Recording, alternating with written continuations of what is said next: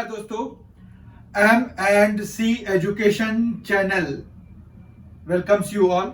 M&C education YouTube channel में आप सबों का बहुत बहुत स्वागत।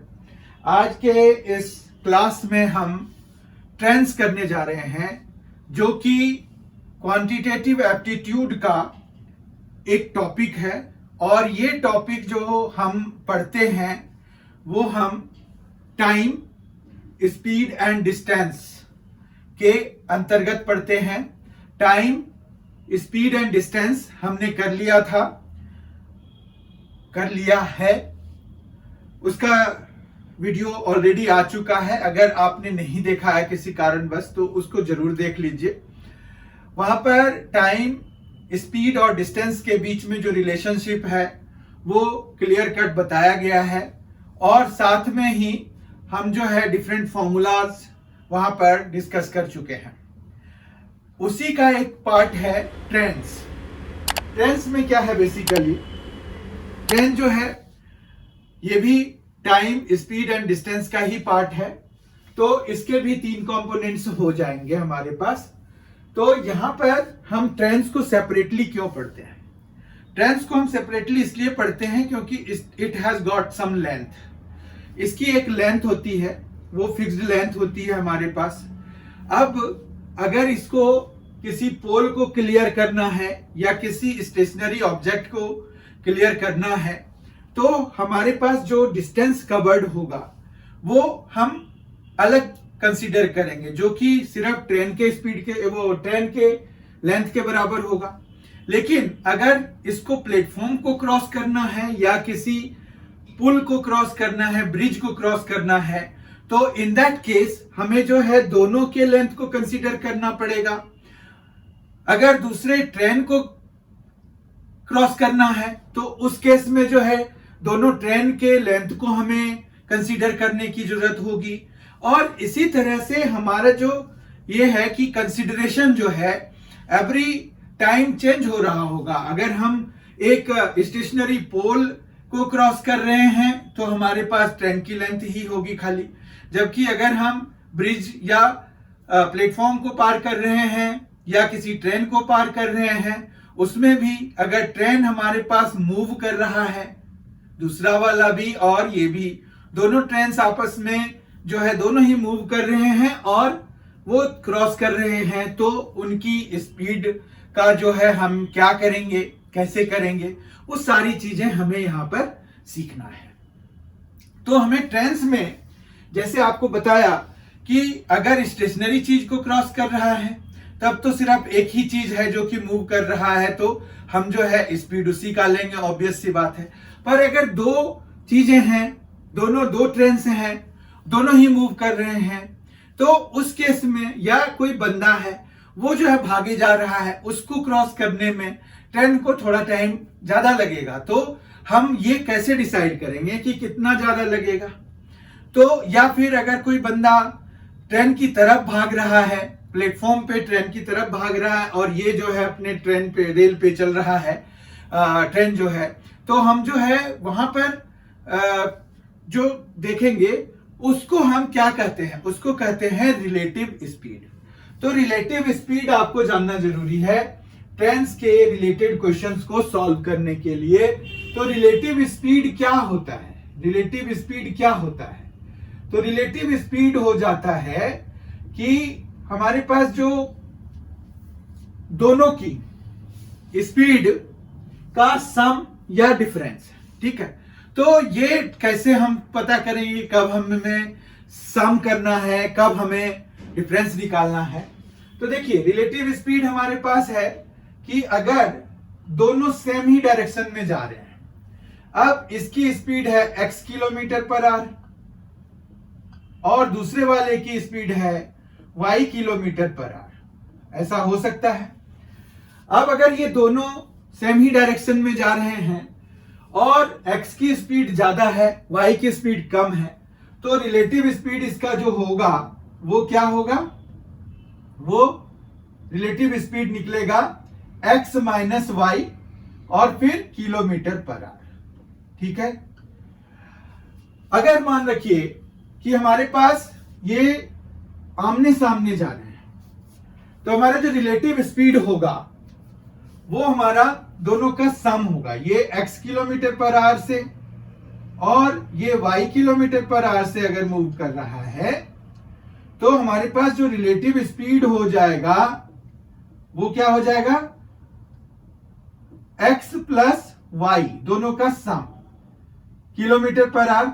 यहां पर हम यूनिट्स के साथ छेड़छाड़ नहीं करते हैं, हमें जो है जैसे रिलेटिव स्पीड है तो दोनों सेम यूनिट का होना चाहिए। तो अगर हमारे पास अलग अलग यूनिट्स होंगे तो हमें उनको सेम में चेंज करना पड़ेगा।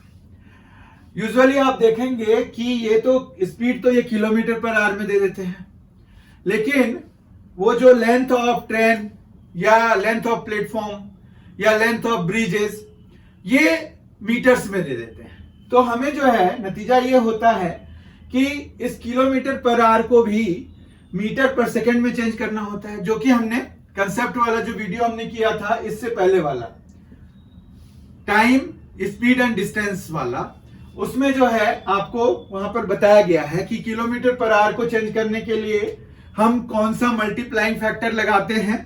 तो हम अगर किलोमीटर पर आवर को चेंज करना चाहते हैं मीटर पर सेकंड में, तो उसके लिए हमारे पास एक फॉर्मूला होता है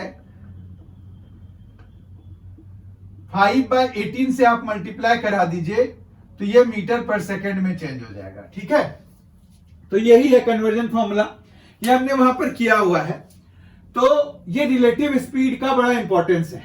अगर वो एक डायरेक्शन में जा रहे होंगे तो आपको जो है बड़े स्पीड में जो स्पीड बड़ी वाली वैल्यू होगी उसमें छोटे वाले को माइनस करना पड़ेगा और वो फिर हमारा रिजल्टेंट स्पीड मिलेगा, रिलेटिव स्पीड मिलेगा। ठीक है, रिलेटिव स्पीड बेसिकली क्या होता है कि अगर आप दूसरे जो कम स्पीड वाली ट्रेन है उससे अगर दूसरे की स्पीड देखें दूसरे वाले ट्रेन की तो आपको कितना दिखेगा, ठीक है, या वाइस वर्सा। तो आपको जो ज्यादा चल रहा है मतलब ज्यादा स्पीड पे है तो वो उस हिसाब से जो है आपको जैसे सेम डायरेक्शन में जा रहा है तो यही माइनस करने के बाद जो आएगा वो दिखेगा, और जो ये है दोनों का सम दिखेगा अगर आमने सामने से आ रहे हैं। तो यही रिलेटिव स्पीड का कंसेप्ट होता है। तो रिलेटिव स्पीड का कंसेप्ट बहुत जरूरी है ट्रेन के लिए, ट्रेन को जानने के लिए। फिर हमारे पास जो सिचुएशंस थे वो हमने देखे। सिचुएशन में ये था कि अगर कोई स्टेशनरी पोल को क्रॉस करेगी ट्रेन, तो हमारे पास मान रखिए कि यहां पर एक ट्रेन है,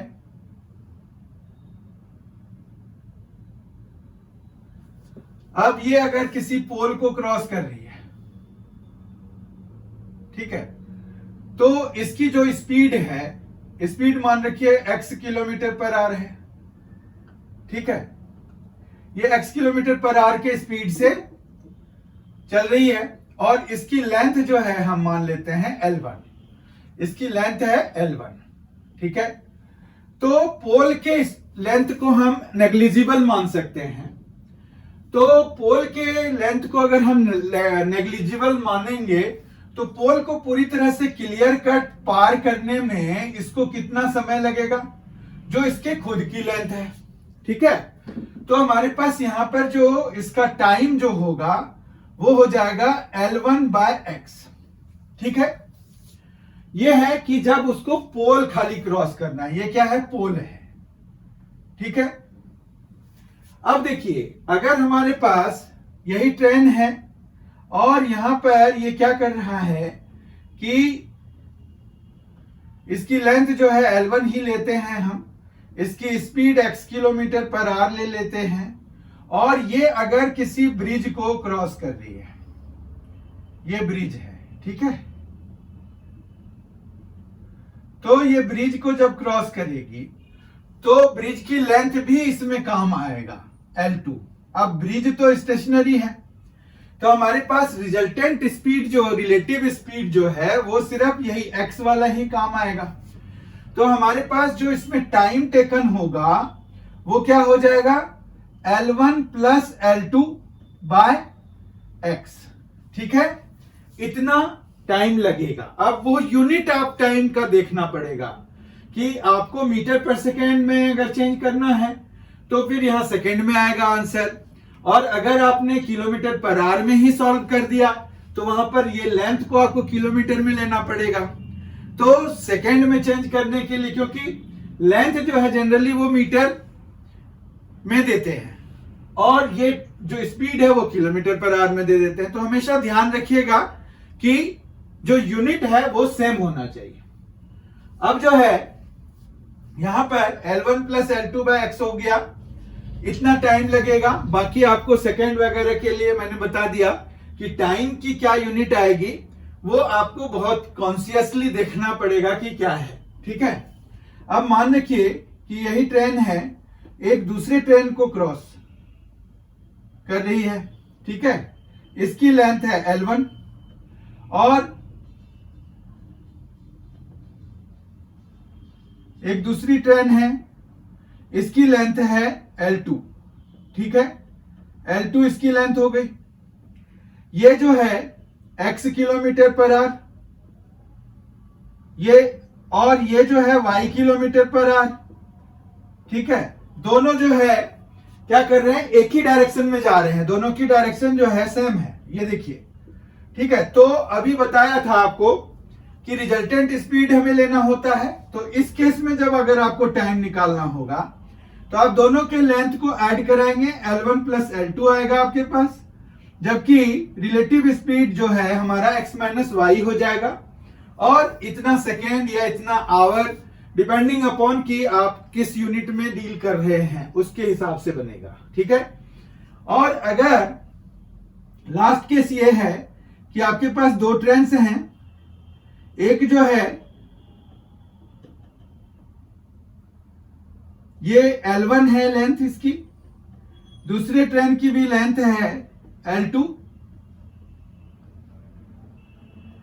ये L2 है लेंथ, और ये इधर को x किलोमीटर पर आवर से, जबकि ये इधर को y किलोमीटर पर आवर की स्पीड से चल रही है। तो हमारे पास जो एक दूसरे को क्रॉस करने में जो समय लगेगा वो हम कैसे निकालेंगे, t is equal to L1 plus L2 तो होगा ही, साथ में आएगा x1 plus y, x plus y, क्योंकि x और y है, x किलोमीटर पर आवर और y kilometre per hour speed है दोनों की।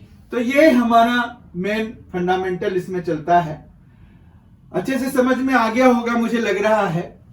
तो हमारे पास जो है बेसिक फॉर्मूलाज यही है कि यहां पर टाइम हमें लगेगा ये वाला, ये वाला, ये वाला और ये वाला। ठीक है, यहां पर ये क्या हुआ कि सेम डायरेक्शन है और जबकि ये ऑपोजिट डायरेक्शन है। ठीक है, अगर ये सेम डायरेक्शन में जा रहे हैं तो जो रिजल्टेंट रिलेटिव स्पीड है, जिसको रिजल्टेंट स्पीड भी हम बोल सकते हैं, तो वो x माइनस वाई के बराबर हो जाता है। जब ऑपोजिट डायरेक्शन में है तो रिलेटिव स्पीड या रिजल्टेंट स्पीड हमारे पास x प्लस वाई आ जाता है। और जब पोल है या कोई स्टेशनरी ऑब्जेक्ट है, उसकी लेंथ है, कुछ भी हो, अब जैसे ये देखिए ये ब्रिज है, या फिर आप इसको प्लेटफॉर्म की तरह भी वो कर सकते हैं, एज्यूम कर सकते हैं कि ब्रिज है या प्लेटफॉर्म है, वो दोनों तो मूव तो करते नहीं है। या सिर्फ प्लेटफॉर्म ही क्यों, किसी सिटी के बारे में भी दे सकते हैं कि सिटी में जो घर हैं वो सारे क्लियर करने में कितना लगेगा, अगर सिटी की लेंथ दे देते हैं वो तो इस तरह से हम जो है ट्रेन्स के लिए डील करते हैं। ठीक है, यहां पर यूनिट की होमोजेनिटी बहुत जरूरी है। यूनिट की होमोजेनिटी मतलब सेम यूनिट होने चाहिए। मीटर है अगर, तो आप स्पीड को भी मीटर पर सेकंड में चेंज कर लीजिए। अगर वो पूछते हैं कि कितना घंटा लगेगा, आवर के में उनको आंसर चाहिए, तो जब सेकंड आ जाए तो उसको आप 3600 से डिवाइड करके आवर में कन्वर्ट कर दीजिए। अगर मिनट में आंसर दिया हुआ है तो 60 से खाली डिवाइड कीजिए, और सेकंड में आंसर दिया हुआ है तो जो आपका आंसर आएगा वही आपका आंसर जो है, आप देख लीजिए ऑप्शन में कौन सा करेक्ट है। तो ट्रेन बहुत ही सिंपल टॉपिक है और ये जो है आपका टाइम, स्पीड और डिस्टेंस से रिलेटेड है। टाइम, स्पीड और डिस्टेंस में बता दिया था मैंने कि क्या क्या चीजें हैं वहां पर, कैसे उनको ध्यान रखना है। तो जैसे देखिए, अगर आपके पास यहां पर 3 चीजें हैं, एक है डिस्टेंस, एक है स्पीड और एक है टाइम। ठीक है, अगर अल्फाबेटिक ऑर्डर में चलेंगे भी तो आपके पास क्या क्या आएगा, पहले डी आएगा, फिर एस आएगा कि टी आएगा, पहले एस आएगा और फिर टी आएगा। तो आप जो है डी, एस और टी इस तरह से लिख लीजिए। ठीक है, तो अगर आपको डी चाहिए तो ये दोनों देखिए सेम लेवल पे है ना, तो इनको आप मल्टीप्लाई करा दीजिए। तो D इज इक्वल टू क्या आ जाएगा, S into T, speed into time will give you distance. ठीक है, ये देखिए ये सेम लेवल पे हैं, इन दोनों को आपस में मल्टीप्लाई कराना है। ठीक बात है। अब जो है आपको मान रखिए चाहिए स्पीड, तो आप क्या कीजिएगा, ये देखिए डिवीजन है ना, डिवीजन का साइन है, तो आप जो है स्पीड के लिए क्या लिखिएगा, D बाय टी। ठीक है, D बाय टी हो जाएगा। और टाइम के लिए अगर आपको चाहिए तो D बाय एस। ठीक है, टाइम के लिए D बाय एस। तो इस तरह से आप ये वाला मैप अगर याद रखिएगा तो आप जो है आराम से याद रख पाइएगा कि स्पीड, डिस्टेंस और टाइम के बीच में क्या रिलेशनशिप होता है। ठीक है, आइए कुछ न्यूमेरिकल्स कर लेते हैं ताकि हमारा जो है कंसेप्ट क्लियर हो जाए। क्वेश्चन है, two trains of length 216 metre and 264 metre are running towards each other on parallel lines at 64 km per hour and 80 km per hour respectively. What is the time to clear each other? अब हमारे पास यहां पर क्या हुआ कि दो trains हैं, दोनों एक दूसरे की तरफ बढ़ रहे हैं पैरेलल लाइंस के ऊपर। तो हमारे पास जो है क्या होगा, इसको अगर हमें सॉल्व करना है तो उसके लिए हमें क्या करना पड़ेगा, तो हमें जो है टोटल डिस्टेंस जो कवर करना है वो इन दोनों के सम के बराबर होगा। ठीक है, तो टोटल डिस्टेंस हमारे पास, इतना आपको लिखना नहीं है, ये समझने के लिए है। तो टोटल डिस्टेंस हमारे पास कितना आ जाएगा, 216 प्लस 264। ठीक है, इतना मीटर हो जाएगा, यानी कि इसका जो आंसर हो गया आपका 480 मीटर हो गया। ठीक है, तो 480 मीटर जो है टोटल डिस्टेंस हो गया जिसको कि कवर करना है। और रिलेटिव स्पीड हम देख लेते हैं, रिलेटिव स्पीड हमारे पास कितना मिल रहा है, तो इन दोनों का सम हो जाएगा 64 किलोमीटर पर आवर और 80 किलोमीटर पर आवर। दोनों को अगर हम ऐड कराएंगे 64 किलोमीटर और प्लस 84 किलोमीटर पर आवर, तो यहां पर ये आ गया 150। ठीक है, 64 और 80 है, तो हमारे पास ये आ गया 144 किलोमीटर पर आवर हो गया। इसको हम मीटर पर सेकेंड में चेंज करेंगे क्योंकि हमारा जो लेंथ है वो देखिए किस में दिया हुआ है, मीटर में दिया हुआ है। तो we need to change this speed into metre per second. उसके लिए हम क्या करते हैं, 5/18 से मल्टीप्लाई कराते हैं, तो 144 इंटू 5/18 ये हो जाएगा मीटर पर सेकेंड में। ठीक है, तो 18 से अगर हम इसको कैंसिल कराएंगे तो कितना आएगा हमारे पास, तो देख लीजिए ये आ जाएगा 8 टाइम्स में हो जाएगा, है ना।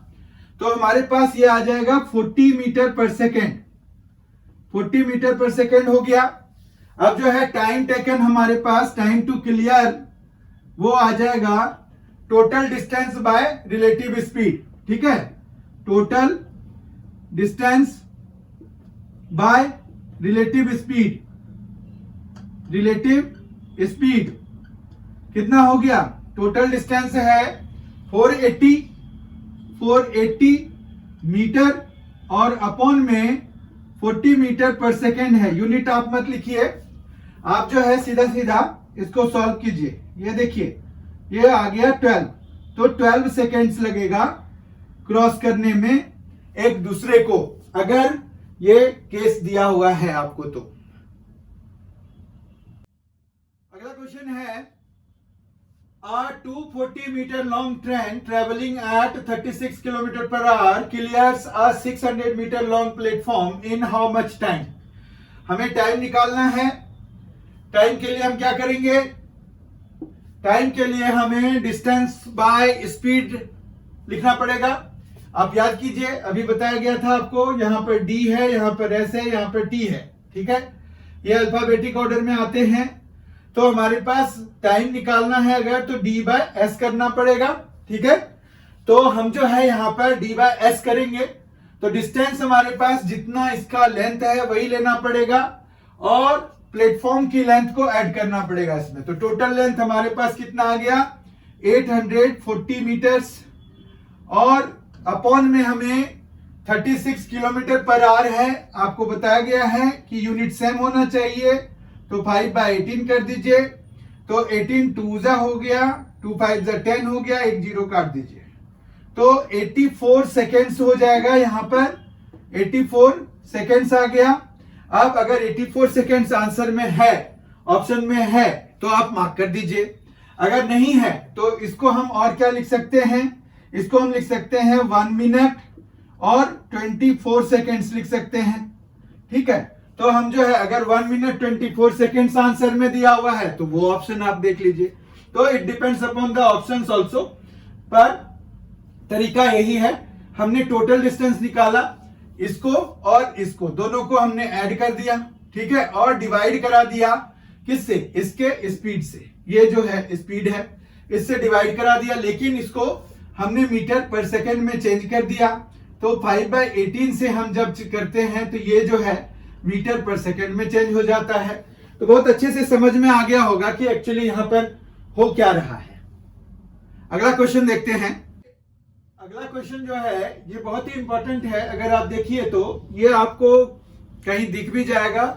अगर आप तैयारी कर रहे हैं, थोड़ा टाइम हो गया, तो उसमें अगर आपने ट्रेन से रिलेटेड क्वेश्चंस किए हैं तो इस तरह के क्वेश्चन आपको मिल जाते हैं। एक्चुअली हमने जो 2 क्वेश्चंस अभी किए वो क्वेश्चन भी आपको बहुत आराम से, बहुत ज्यादा फ्रीक्वेंसी के साथ पूछे जाते हैं, तो वो भी आपको दिखे होंगे, ऐसी बात नहीं है।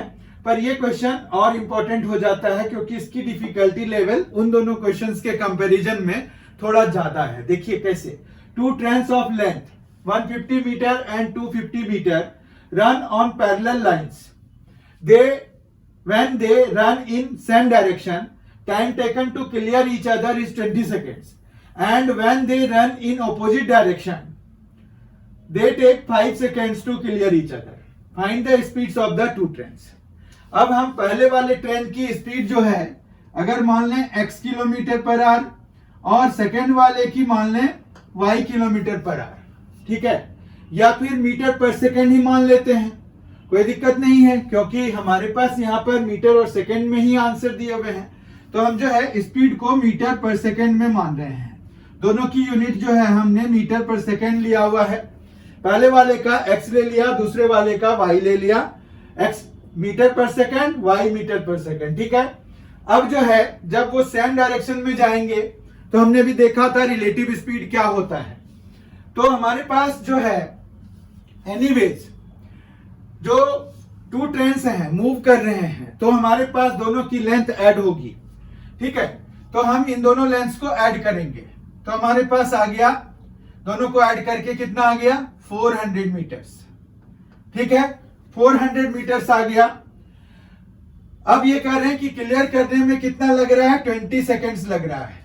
तो मतलब ये हो गया कि हमारे पास 400/x + y x - y, क्योंकि सेम डायरेक्शन में जब जा रहे हैं तो रिलेटिव स्पीड कैसे निकालते हैं? माइनस करके, ठीक है। तो 400/x - y किसके बराबर हो जाएगा? 20 के बराबर हो जाएगा, ठीक है। यूनिट्स हमने सेम रखे हुए हैं, मीटर पर सेकंड ही रखा हुआ है, ठीक है। अब देखिए यहां से अगर हम देखें तो x - y = कितना आ जाएगा? 20 आ जाएगा। क्यों? इस 20 से ये 420 टाइम्स में कैंसिल हो जाएगा, तो x - y 20 हो गया। अब दूसरा इक्वेशन देखते हैं। लेंथ तो हमारा सेम ही रहेगा 400। अब जो रिलेटिव स्पीड ऑपोजिट डायरेक्शन में ऐड करके आएगा और उसको डिवाइड करके फिर टाइम से इक्वेट कराएंगे, ठीक है। तो हमारे पास यहां पर क्या आ गया, x प्लस वाई, और ये इक्वल टू कितना आ गया 5। ठीक है, तो x प्लस वाई हमारा किसके बराबर हो जाएगा, इस 5 से कैंसिल कराइए इसको, तो ये आ जाएगा 80। ठीक है, तो यहां पर 80 आ गया।